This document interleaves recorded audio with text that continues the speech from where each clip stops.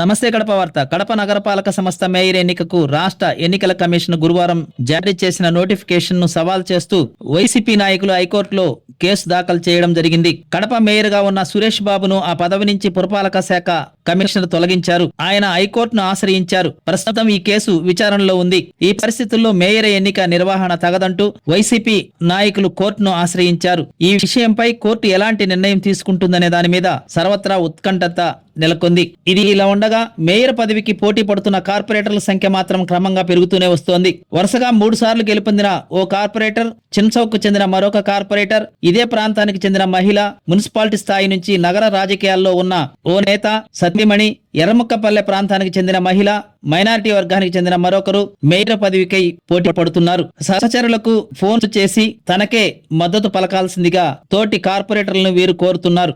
ప్రతి ఒక్కరూ తప్పనిసరిగా యూట్యూబ్లోకి వెళ్ళి కడప వార్తను లైక్ చేయండి, సబ్స్క్రైబ్ చేయండి. ఇట్లు మీ జి రమణయ్య, ఎడిటర్, కడప వార్త.